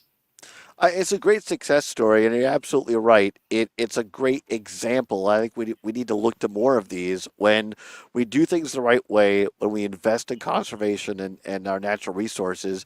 It can pay a dividend back because there's a huge economic boom in Cleveland, and that part, as I understand it. I mean, it draws a lot of people there, and so it's not just taking care of the earth, it's also providing economic benefits as well. Let's move a little bit closer to home. And, I like to say Wisconsin's always home. I think it's interesting you decided to come back here because I think that's part of what makes Wisconsin great is that it's not just native Wisconsinites like me, but when we bring in folks, whether it's from Cleveland or all other parts of the state or parts of the country, to Wisconsin, our diversity is our strength. And now you find yourself as the Associate Director of Government Relations for the Nature Conservancy. Tell us a little bit about the Nature Conservancy, what you all do, where you're located, and how people can get involved. Absolutely. So the Nature Conservancy is the world's largest environmental organization. We are in 79 different countries. I have about 6,000 colleagues worldwide here in Wisconsin. We've been helping to protect nature and all the species and human beings that thrive in it since 1959. And we've protected over 240,000 acres of some of this state's most beautiful wild lands and waters that everyone can enjoy for free, and all of our preserves. And we work very hard on that. We work very hard on tackling climate change because we know all 240,000 of those acres are at risk if we don't do something about that. And we also do a lot of work with sustainable agriculture. It's been a fascinating process for me, Todd, since I joined the Nature Conservancy. I come from 3 generations of lawyers with smooth city hands. I didn't know much about farms when I joined the Nature Conservancy. And seeing what conservation groups and farmers can do when they work together so we all have cleaner water to drink has been an absolutely unbelievable experience for me. So I love doing that work as well. We're talking with Alex Bodorsky, Associate Director of Government Relations for the Nature Conservancy. So help me understand, is there for lack of a better term, a Wisconsin chapter where you focus just on Wisconsin issues, then tie in nationally, internationally, or how does that work? Yeah, so we have the Wisconsin chapter. If I wanted to use our nerdy internal language, we are the Wisconsin business unit of the Nature Conservancy. But we are in all 50 states, I should mention, in addition to all 79 countries. And we work closely with our colleagues in the Midwest as well as in DC on all sorts of policy issues. My primary focus is on state level policy issues. We're based in Madison. We have a shiny new office in one of those fancy new buildings on the Capitol Square. Come by and visit me sometime. Sure, absolutely. Yeah, that would be great. I'd love to show you around. So that's where we're based, but we have preserves all over this state, in the Northwoods and the Baraboo Hills, near Muckwonago. So it is really a pleasure to work for the Nature Conservancy. It's done so many wonderful things in this state. And I'll admit, before I joined TNC, I was probably a consummate indoorsman. I didn't make it outside quite as much as I should have. And one reason it's been great working for TNC is, especially in the post-pandemic world, this is not an original observation, but people really started getting outside to keep themselves grounded and to keep themselves sane and healthy and doing all of those wonderful things. One of the things I love about conservation issues is, at least it should be theoretically, something that brings folks together. As a former Republican myself who left the party in 2011, I mean, you look at from Teddy Roosevelt even through Tommy Thompson. We had Tia Nelson, daughter of former U.S. Senator and Governor Democrat Gaylord Nelson, was on the show on Earth Day, and she said, look, I mean, Tommy likes to point out that he put more land into preservation in Wisconsin than my dad did when he was governor. And so at one time, these were issues that brought folks together, and one of those is the Noel Nelson Stewardship Fund. Whether you're talking former state senator Rob Coles from the Green Bay area, to the Democrats, Rob Coles, Republican, these again were issues that brought people together. A minute left here, so we'll pick it up on the other side. But talk to us a little bit about where we're at with the Noel Nelson Stewardship Fund. Sure. So I'll quickly introduce that program to your listeners. The Noel Nelson Stewardship Program is named after 2 great Wisconsin statesmen, one Republican, one Democrat, Governor Warren Knowles, who started our state's first land conservation program, a Republican, and the great Tia Nelson's father, Senator Gaylord Nelson, who founded Earth Day. And it says it all there in the title, I like to tell people. It's a bipartisan program, should continue on this basis, and it's wildly popular with voters, whether they vote for Democrats, Republicans, or they consider themselves independents. So it is very much in that spirit of bipartisan Wisconsin conservation leadership. Yeah, it really is. We're going to come back and talk more with Alex Bodorsky on the other side, the Associate Director of Government Relations at the Nature Conservancy. Because whether you're someone who considers yourself more on the liberal side and just wants to go out and walk through the woods, or whether you're someone who might be more of a Republican voter, not to say there aren't Democrats that hunt as well and say, well, I'm just all about going out and hunting. All of us at Wisconsin, you can't do any of those things if nature isn't able to do its job and keep it safe and keep it clean. So these programs should be helping everybody, and they do. We'll come back more and talk more Alex Modorsky on the other side. We are live on the banks of the snaky Black River in Black River Falls. It's the Todd Allbaugh Show on the Civic Media Radio Network. Tom Hartman here. You're listening to 92.7 WMDX. I have no idea if I just didn't see the snakes because I was so intentional, or whether they came out afterwards, but I'm like, whoa. It was like there's one snake. No, there's about a dozen. That's a wildlife experience I don't think I have to have anytime soon, being surrounded by snakes. That one I might be okay without. Indeed. But we have some rare rattlesnakes on one of our preserves that... Oh, do you really? That somebody just, one of my colleagues has sort of discovered recently, and we're protecting them. And she sent out an email saying, hey, everybody come up and admire these rattlesnakes with me. And I sort of thought to myself, I'm good. I'm good skipping that field trip. It's cool.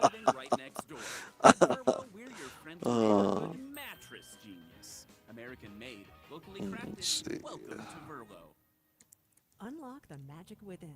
Come to the Comfy Cauldron, a sanctuary in DeForest for healing massage and spiritual connection to the living and the deceased. Your mind, body, and spirit deserve this. Book your massage or reading today at thecomfycauldron.com. Cool off this summer at Frosty's, West Madison small batch ice cream shop. Enjoy rich, handcrafted flavors and soak up the sun on the outdoor patio. And if you mention you heard this All on right, the look at radio, that. Are there anything other than the stewardship fund? Is there something you want to make sure we get to, Alex? We'll have about a little over 6-ish minutes for this segment. I'm guessing stewardship will eat up a lot of that, or all of it, but I can definitely talk about some ag stuff if we have some extra. Oh, yeah. Okay, yep. That'd be great. Agriculture, yep. All right. Yes, Heather. There's my sister weighing in. Yes. Not a snake fan. Not a snake fan. Yeah. 25 seconds. All right, here we go.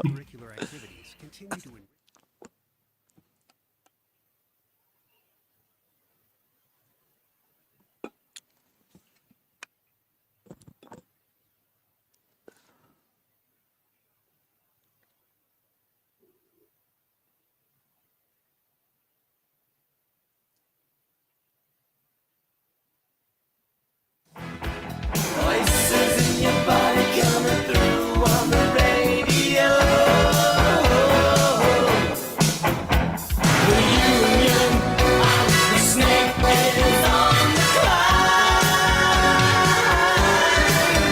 Moving on, it's gonna race. Welcome back to the Todd Allbaugh Show, live on location along the banks of the Black River in beautiful Black River Falls, Wisconsin, across the Civic Media Radio Network. Our friend and ongoing contributor, Jeff Perry, saying, Zommers, you should play Union of the Snakes by Duran Duran. Well done, Zommers. Nicely done indeed. The snakes have not moved. They're still in their little den, I guess you would call it. More importantly, we're joined to talk about other conservation issues that don't include snakes by Alex Modorsky, the Associate Director of Government Relations at the Nature Conservancy. Alex, before the break, introduced a little bit the Knowles Nelson Stewardship Fund. Former Republican Governor Warren Knowles, former Democratic Governor and U.S. Senator Gaylord Nelson, who started and founded Earth Day.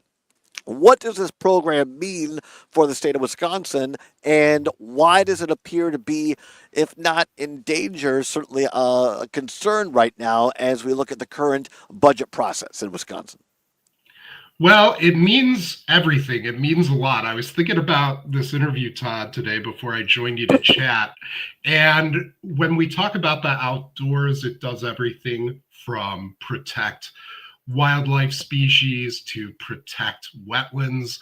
It also for local units of government, does things like create trails, creates parks, helps protect them. You're on a boat launch today. There's a whole sub-program of this Knowles Nelson Stewardship Program that's dedicated to making sure boaters can enjoy that activity. And every acre of land we have at the Nature Conservancy, based on this program, is open to all nature-based outdoor activities, as we call them, including hunting, fishing, and trapping. And those are such an important part of our state's cultural heritage that I'm glad we can offer that to every Wisconsinite and everyone who wants to visit this state for free. It's a public-private matching grant program, so we don't get this money for free from the state government. We got to show up at the table and explain to the Department of Natural Resources, here's what we think we can do, here's what we think we can protect, and here's what we think people can use. So here's the money we can bring to the table. Can you help us out? The program, I think, is not unique in facing some challenges in the legislature, to the extent that that process doesn't always move as smoothly as perhaps most Wisconsinites would ideally like. But that's one reason we continue to go back to the legislature and tout these polls that say 93% of Wisconsinites support the stewardship program. That's true whether you're talking to a Democratic voter or Republican voter. It doesn't matter what part of the state you're talking to people in. They support this program, and they want to see Wisconsin continue to be a conservation leader going forward. I think it's so important that you point this out because, again, there's a lot of rhetoric right now, particularly from my former party, about handouts, about, quote unquote welfare programs. A lot of that focus in D.C. right now, but also some of it in the state capitol. Really important to point out that the Stewardship Fund, it requires to have private partnership money as well. And so you have to prove, as you said, that these programs are for the public good. In this era where everyone wants to talk about, efficiencies and the made up thing of Doge and all that, these programs are really well thought out, they're really well overseen, and they're really well administered. I think that's right. The Department of Natural Resources has a great process, a competitive process that people who want these grants go through. They're looked at by real estate appraisal professionals who have experience in the relevant sorts of environments and ecosystems that we're talking about. And it's really a win-win, especially as I think if you look at traditional industry in Wisconsin like forestry, $42 billion a year industry. Look at the fastest growing sector of our economy, and that's tourism, $25 billion a year. Between those two things, we're talking about hundreds of thousands of jobs a year. And this program supports that sustainable forestry. It supports protecting an environment that people want to come up from the Chicago suburbs or wherever they may, spend their money on some old fashions at some supper clubs, in addition to the hunting and fishing and other activities they want to do up here. So it's a win-win in every way I can think of for the environment and the economy. The time always goes too fast. Going to have you back on soon. But Alex, about 2 minutes, talk to us about the implications of the Stewardship Fund in agriculture in Wisconsin. Sure. So the Stewardship Fund doesn't directly involve agriculture, but I can talk to you a little bit about some overlaps there. Sure. The work the Nature Conservancy does. We're really proud, and this is consistent with the bipartisan theme, to work on something we call our Clean Water Initiative with the Dairy Business Association, Clean Wisconsin, another environmental group, and Wisconsin Land and Water. They're our state's county conservation staff organization. Historically, sometimes these groups butted heads, and we said, it doesn't have to be that way. Let's sit down, develop a shared agenda. Who cares who used to be in what party or whatever? And let's hammer some good things out, like planting cover crops that help us get clean water and really help soak up the carbon so it doesn't go out into the atmosphere. It helps us do things like producer-led watershed groups, which are farmer-led groups. They talk to one another, implement the best practices. And it helps. This group is advocating for money for our county conservation agents as well. They are the boots on the ground that work with farmers to implement the nutrient management plans that they envision on their farms to keep things safe for us. And we have the Great Lakes as a wonderful natural asset. And we have access to so much wonderful dairy food here in the state of Wisconsin. We can keep our water clean at the same time. And that's why I love working with ag groups and farmers as well, to make sure we work together, build that nonpartisan dialogue to get to great conservation outcomes and economic growth in the state. Alec Fedorsky of the Nature Conservancy done a great job of explaining this. Thank you very much for being here. Thanks for what you do. You're part of what makes Wisconsin great. Come on back. Thank you so much, Todd. I hope you have a great day. Pleasure. Be careful with those rattlers up there in Black River Falls, okay? Back after this. Don't go anywhere. Great job, Alex. Thank you so much. We'll have you on again soon. I'd love to do that. Thank you so much, Todd. All right. Have a great our day. pleasure. Yep, you as well. Thank you. bye-bye. Bye-bye. Dairy markets continue to navigate a complex He was mix awesome. of supply pressure Definitely gotta and have him global back. demand Yes, shifts. that was great. I'm Charity Seebecker for the Midwest Farm Report, and as analysts assess where things stand and where we're headed, cheese remains a critical piece of the puzzle. We checked in with Matt Trandall from Everegg to hear his insights on what's driving the need to stay competitive on the international stage. We definitely need to continue to export quite a bit of it. We do have some monster plants that have come on board and continue to gain capacity. There's certainly maybe a little bit of concern that a couple of the plants are maybe building up slower than expected, whether that's due to technical difficulties or maybe having a little bit of difficulty finding the milk.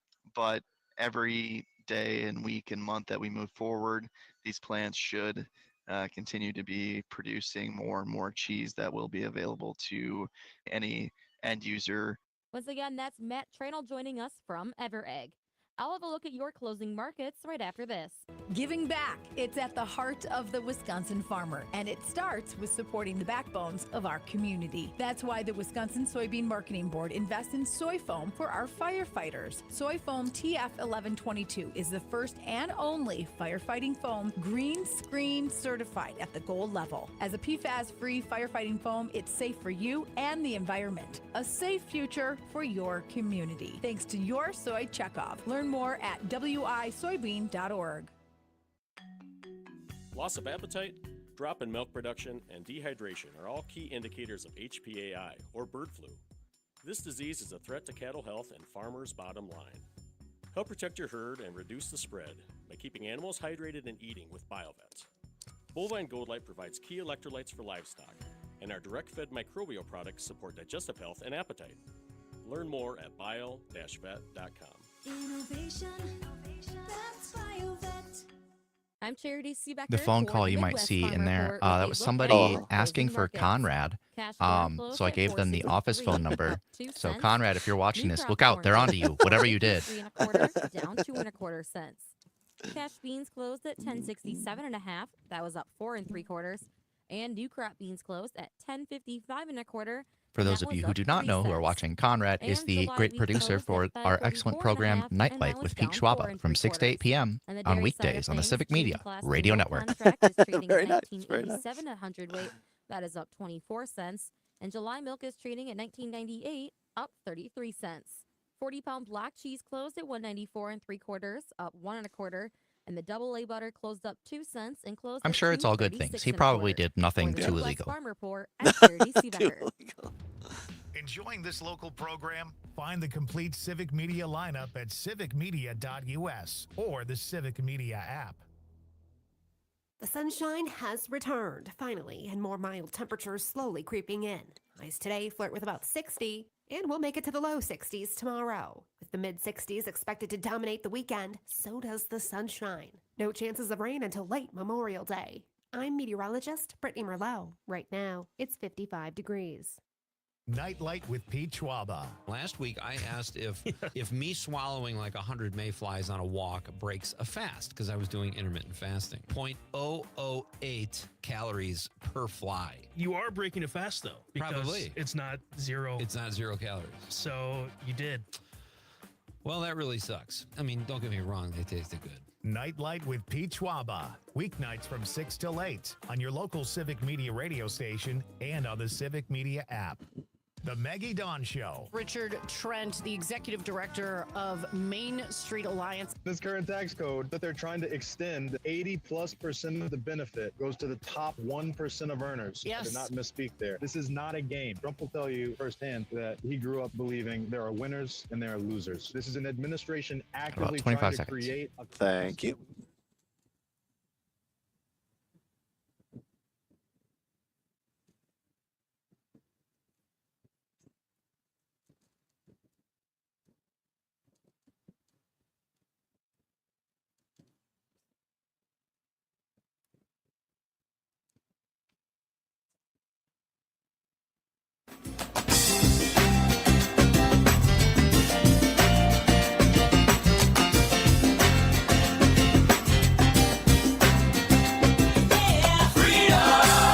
Pursuing truth wherever it may lead and having fun doing it. Welcome back to the Town Allbaugh Show, live on location in beautiful Black River Falls, Wisconsin, on the banks of the beautiful Black River.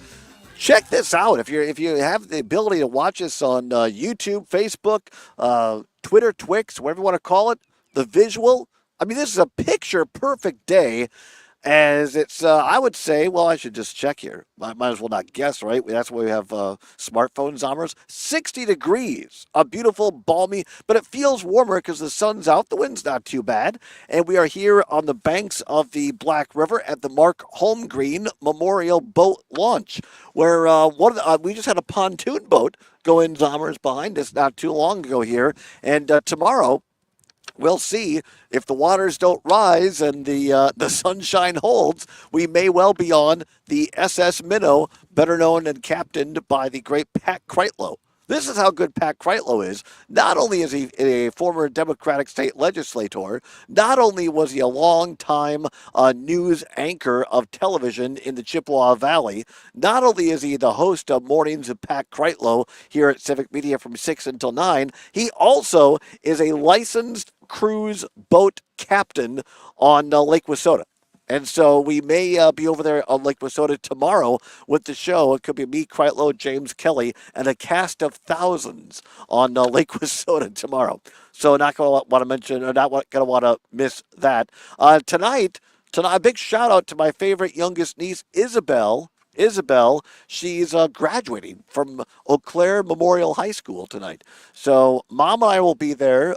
We have brought our parkas and our winter boots. It's going to be chilly. The thing doesn't start until like 7 o'clock, and it's at the track field. So I feel like it's going to be a little chilly, but looking forward to that.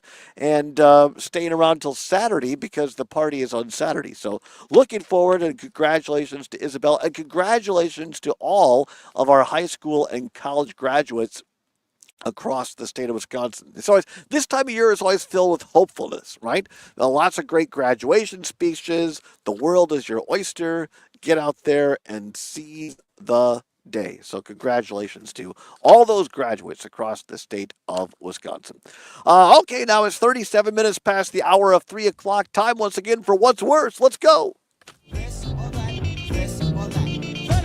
The choice is yours. You can get with this, or you can get with Time that. once again for What's Worse. Nothing to give away, no prize money involved, but it is your chance to have your voice heard across all 11 news, weather, talk, sports networks, affiliated stations across the state of Wisconsin. No better way to have your business, your product advertised than on Civic Media. Check us out at civicmedia.us. civicmedia.us. You can find out how you can join us as one of our great sponsors here, like Gordy Kopke, where we were yesterday, as a matter of fact. And late word, tomorrow now on the show, our old friend Peter Rapine is going to be here with a weekend review.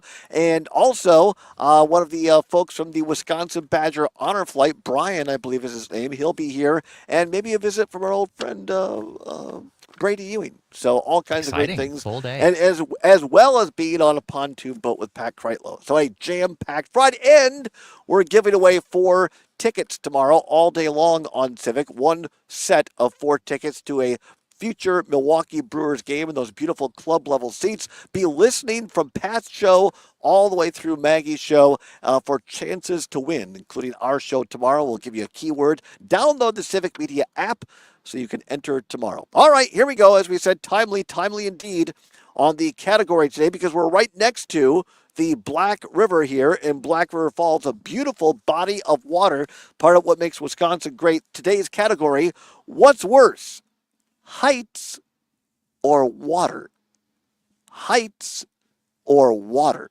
855-752-4842, 855-752-4842, or text us on the aforementioned Civic Media app. If you don't have it, now's a great time to get it. Go to your app store. Go to the search bar, type in Civic, CIVIC, Media. It'll take about a minute. It is free to download. It's what CBS's Gail King calls a deal, the Civic Media app. What's worse, heights or water? 855-752-4842, 855-752-4842. I'll get it right yet. I was thinking about, I was driving up here, Zommers. I was listening to our great friend and colleague who comes on every morning from 9 until 11, Jane Matnair on Air. And she and Greg Bachnow were talking. Did they announce this at the meeting? Because I don't go to the meetings much anymore. There's a new feature I hear coming to the Civic Media app where people can leave voice messages. Is this true? Have you heard about this? I know nothing about it, but I believe it. We're usually the last to know. No, I believe it to be true. I believe it to be true, and this was a part of a thing that we said months ago. We said, wouldn't it be great if people could call and leave us stories that they might have about Civic Media? And here now, our idea has come to fruition. And so I'm very happy. I'm very happy about it, that it's come to fruition. And so I'm looking forward to people leaving us voice messages that we will play on the air. I mean, Cam what could and Appleton possibly just what could texted possibly in all go caps wrong? voice messages, you say? Yes, exactly my point. All right, what's worse, heights or water? Heights or water? 855-752-4842, 855-752-4842. This is because people have real and phobias or fears of both heights and water. My dad grew up on a dairy farm. He fell into a cow tank, I think when he was like 3 years old, and has a fear of water to this day. So, there you go. You gotta be careful about that. But some people can't go more than a couple of stories up and they get petrified. So what's worse, heights or water? 855-752-4842, 855-752-4842. AJ in Madison, listening on WMDX, says heights are worse because I can swim. All right, there you go. Or can't Very swim. good. Or can't. All right, that's right. Because he can't swim. All right, very good. Also, somebody sent in a voice message about the voice message feature. It's already here, Todd. The voice message feature is already live. That's fantastic. Strangely, it doesn't say who it's from, so I don't know who that Really? is. That was pretty good. It's already here, Todd.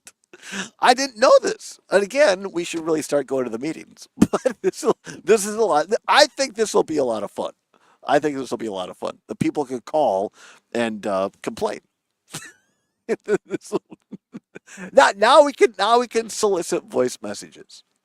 Just don't get arrested for solicitation.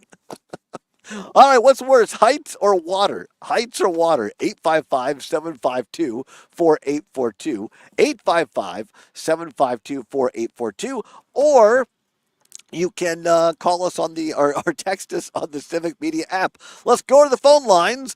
Ollie, up here. I'm not quite in the North Woods yet, Ollie, because I'm south of Highway 29. I'm in Black River Falls, but Ollie in the North Woods. Ollie, heights or water? What's worse? Well, first off, it sounds like you're having a wonderful time there, and Yes. I'm going to throw this all into your lap. They are both equal because if you are out in the water and you hit a drop off, that could be a terrible thing. So Yes. That's so the absolutely. combination is definitely worse. Now, I had not thought of that, Ollie. But this is a great, practical. Listen to the show. You're bound to get practical advice from our great listeners like Ollie. Because you're right, Ollie, right? Like this time of year, people are venturing into the river or into the lake, and you forget there can be drop offs. And, it's like Mom and Grandpa always said, the current is what's going to get you. So be aware, don't do anything stupid when you go into the water this weekend. Wear a life jacket and be aware that there are drop offs, and then you can be SOL. So you're right. Water and a drop off, not a good combo. That's right. And I have a quick little story for you. Yeah, please. My husband's mother was deathly afraid of snakes, and she used to haul water from the creek for their house when the kids were little. And one day he took a dead snake and he tied it to a fishing line and drew it across the spot where Grandma was walking and scared her to death. Oh my gosh! You're lucky the poor woman didn't have a heart attack. Yes, and he certainly got in trouble for it. I'll tell you. I bet he did. Oh, thanks for sharing that, Ollie. That's a great story. Thank you so much. Have a great day up there in the North Woods. We will technically be in the North Woods tomorrow. Have a wonderful vacation. Bye-bye. Well, thank you. We're working, but thank you. Thank you very much. I appreciate it. Some people at Civic would say I'm always on vacation. I'm just permanently out to lunch. What's worse, heights or water? Heights or water? What is worse? 855-752-4842. 855-752-4842. Len in Madison on the text line listening to WMDX says water is worse because I don't know how to swim and I can't breathe underwater. With heights, I appreciate and understand the gravity of the situation. Oh, I like that. That's very good. Well done. Well done. 855-752-4842. 855-752-4842. Let's go to Fred, listening on WMDX in Cottage Grove. Fred, heights or water? What's worse? Height is worse. I got legs and arms. I can swim, but I sure can't fly with legs and arms. Right. That's true. We're not birds. That's bird. Well done. Well done, Fred. Have a great day out there in beautiful Cottage Grove. Casper back at home at MDX says, let's combine the two. Your parachute's failing and landing in a lake would be awful, but better than landing on land. Well, thanks for those encouraging words, Casper. All right, what else we have here? Let's see. WG. That's the last one so far. What? Go ahead. That's the last Go ahead, one so Zommers. far. Oh, that's the last one. All right, very good. All right, so there you go. Anything else? Well, feel free to call in 855-752-4842. Troy in Mount Horeb is now on the line. Oh, very good. Our old friend Troy out there in Mount Horeb. Troy, heights or water, what's worse? I don't mind either one. I was Really? just calling to say that was me on the text thing. So, Oh, now see, you are more informed about the internal workings of our own company than Zommers or I. I made the meeting. Troy is such an avid and dedicated listener that he is now included in the meetings. That's fantastic. I love that. Well, have a great day out in beautiful Mount Horeb, Troy. Thank you for calling in. We appreciate that. That's fantastic, Zommers. See, those are the kind of listeners, those are the kind of dedicated people you want listen to the show. People that can tell you what's happening. That's really fantastic. All right. Zomer and I will tell you what we think on the other side. Heights or water, 855-752-4842. Come on back. We're going to wrap it up, snakes and all, on the Black River on the Civic Media Radio Network.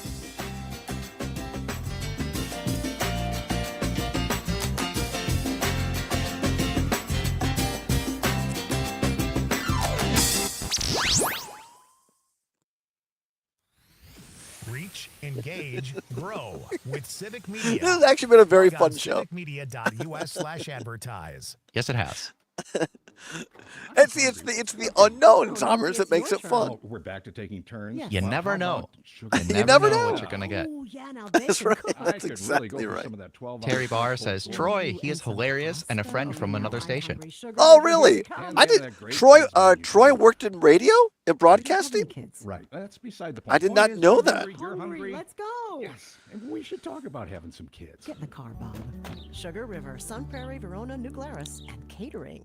Herbal Aspect has landed. That's right. Madison's go-to cannabis destination now has a brand new location in Sun Prairie. Wait, 4 locations? That's a high level of convenience. With 3 Madison locations and now Barb, Sun Prairie, that's a great cannabis fantastic. experience is always close by. Our expert staff is here to help. Whether you walk in, call, or order online, mention Radio 420 and get a special discount. And we had stop by somebody. Herbal Aspect in Sun Prairie The because thing. great cannabis I almost isn't don't just want to a say pipe this. dream. Nice. What? I'm rolling over now. Herbal Aspect. I'll say it. Spring is here. Make your Right lawn the now, envy the of voice memo neighborhood with feature doesn't 83 tell us who it sent it landscaping. from. It With wasn't just that 15 one. years of top quality Oh, that's service, fantastic. they treat Other your ones we have, property it doesn't like say their either. own. So 608 somebody sent 409 us the clip from The 2185 Simpsons, like, for well, air Seymour, and a vibrant despite your, tomorrow. or I made it, You're despite your listening to directions. the American Democracy Minute. I hope How are the I hope snakes, you're prepared Bob? for an unforgettable luncheon. The independent state legislature theory. You don't want to come on the air with Hams. us? U.S. Supreme You Court should come on and give us a 2023 snake in update. Moore Come on, v. Mom. Harper, a North Give us Carolina a snake update. gerrymandering case. The Michigan GOP What? tried to employ the fringe theory to undo Michigan's Question 2 It's a citizen water ballot snake. initiative, but the U.S. Supreme Court refused the case Are they May still out 19th. there? Proponents No, don't go argue over the there. Just independent stay state there. legislature theory Mom gives now is checking on the water. legislatures She has ultimate Googled power it over federal election and discovered that we boards have based on a widely nest of dismissed water interpretation snakes. of the election clause of the U.S. Constitution. Which In makes North sense because Carolina's it's right case, next to the water, of legislature course. admitted More it snakes. gerrymandered, but said Also, it had the Terry final clarified. say, She and the says, courts and no, he was an governor have avid no listener for a different jurisdiction. station that Oh, Terry okay, worked very at, good. and now All right. listens Promote the here. Vote Question 2 ballot initiative passed 60% to 40%. It enshrined multiple voting rights in the state constitution, including 9 days of early voting, guaranteeing the right to vote without harassment, offering a permanent vote-by-mail list, And we got 2 mandating callers on the drop line right boxes, now. and several All other right, important fantastic. voting reforms. 11 GOP legislators tried to invalidate the ballot question using the ISL theory. They argued that only the state legislature could make election law, not those pesky constituents. The Michigan Supreme Court dismissed the case in April 2024, and on May 19th, the U.S. About Supreme 30 Court seconds. refused to hear All the right, case. thank you. We have more on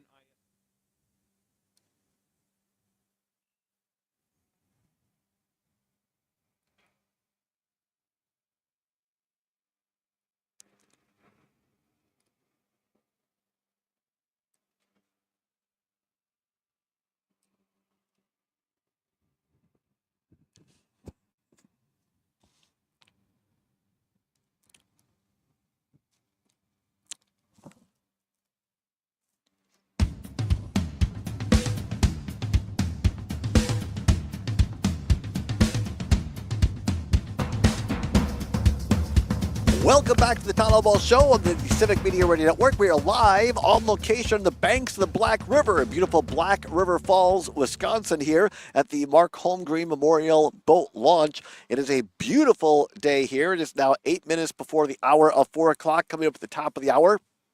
ABC or CBS News, depending upon which of our great stations you're listening to. A weather update by Brittany Merlot. It's beautiful. That's what the weather is. And then our old friend Mike Clemens with the sports report coming up here as well. I can let you know, Zommers, that the battery is down to 14%. So it appears now with 8 minutes left, we're going to make it under the wire, this is great on-site research, which means if we have 38% of a battery left, we can do a show. How about that? Perfect. Great to know. I hope we Great don't to have know. to use this information, but it's good to have. But it's good to have. And also the snakes down. Mom now has Googled it. She's Googled it up and discovered we have a nest of water snakes right next to the satellite. They are non-poisonous. So that's good to know.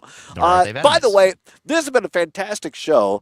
And people ask, Todd, what do you love about working radio? This is it. This is it. I love it because it's live. You're working without a net, and when we go, we meet great folks. We have great locations like this, and there's always some excitement. I mean, that's what makes this a lot of fun. So this has been fantastic. All right, let's finish up on what's worse: heights or water. 855-752-4842. Our friend Gordy Kopke, where we were yesterday down in beautiful Oregon, Wisconsin, or in the town of Dunn, Kopke's greenhouse. Gordy, heights or water? What's worse?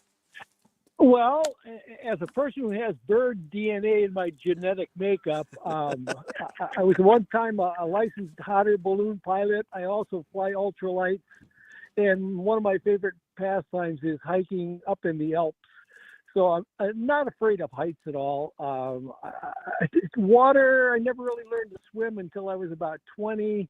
I did pick up windsurfing for a while, but I'm a bird man, so that's my favorite. That's fantastic. Now, what can't you do, Gordy? I mean, I didn't know you were a balloon pilot too. That's great. Yeah, I've had a crazy and interesting life. Been down a lot of different roads, and flying balloons was one of them. I love that. I love that. Thank you, Gordy. Again, thanks. And by the way, we're going to have somebody from the Badger Honor Flight on tomorrow on the show. We talked about this yesterday with Gordy. All weekend long, a brat stand on Saturday, Sunday, and Monday. And then on Sunday at 3 p.m., the big plant auction. All proceeds going to the Badger Honor Flight. And you can also call in and bid or donate to Kopke's Greenhouse as well. So thanks again, Gordy, for yesterday. And we wish you all the best of luck this weekend. Okay, thanks much, Todd. Yep, thank you. Have a great day down there, Gordy. 855-752-4842. Let's go to beautiful Sussex, Wisconsin. Gary in Sussex. Gary, heights or water? What's worse? Well, I've experienced all of them. I've done Ironman triathlons, and one time we had to go out in the waters out at Lake Michigan, and the waves are like 6-7 feet high, and I was swimming for my life. I had to get through the breakers. Once you get out, then it's not so bad. I was terrified. There were hundreds of people who couldn't do it. So that was scary. I've also skydived, and that was a little scary in the beginning. Later on, it wasn't so bad. But heights, if I was on a trapeze or if I was tightrope walking between two buildings, I think that would be the scariest. Yeah, I wouldn't do that either. But you did Ironman? I didn't know this about you, Gary. That's fantastic. Yeah, I've done 5 of Wow. them. I've been in Madison. I've done 2 of them in Madison and 3 of them in Racine. The Wow. 3 of them in Racine were half Ironman, and the ones in Madison were full. I've watched. I never participated, but I've watched. I mean, those are just amazing athletes. Well, this is great, Gary. More great information. If I don't talk to you, have a safe and good Memorial weekend. Thanks, Gary. Appreciate you. Yeah, you guys too. Yep, thanks. 855-752-4842. Let's go quickly to Brookfield. Jim in Brookfield on the line. Jim, heights or water? What's worse? Well, I was out west in Oregon at Crater Lake National Park, and I had the opportunity to jump off a 30-foot cliff into Crater Lake, the Crater Lake itself, one of the deepest in the North America, huge lake. And I got to admit, the 30-plus foot jump was a little more intimidating, or a lot more intimidating, than hitting the water in like one of the nation's deepest lakes in this broad lake. So I would say height is worse. Wow. Amazing story, Jim. Thank you so much. Appreciate the call. Jim in Brookfield, 855-752-4842. John in Oshkosh, listening on WISS, texting on the text line, says, I fly like a rock. He says, I can swim like a fish, but I cannot fly like a bird. Heights are way, way worse. He says, I fly like a rock. Well said.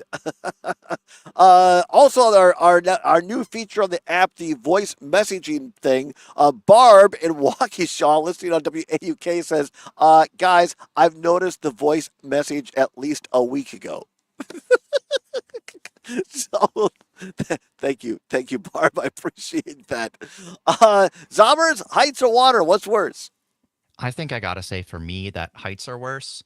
As people have said, we can't fly. I understand some people can't swim, but I can. And having been in Boy Scouts, I've learned a lot of ways to stay floating for longer than you may normally have energy for.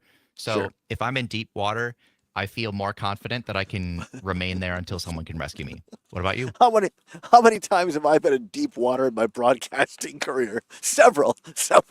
I would say the same. I'm not a great swimmer, but I can swim.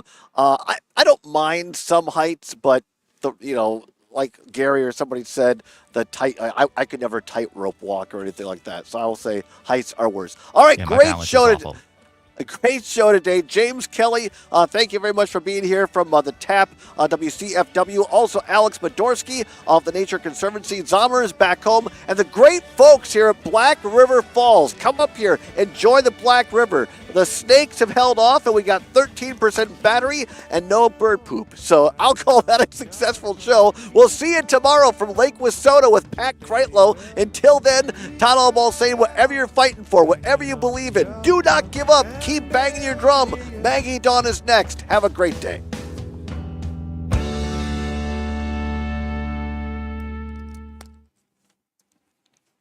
Adios, everybody. See you later, everybody. Thank you. Bye-bye.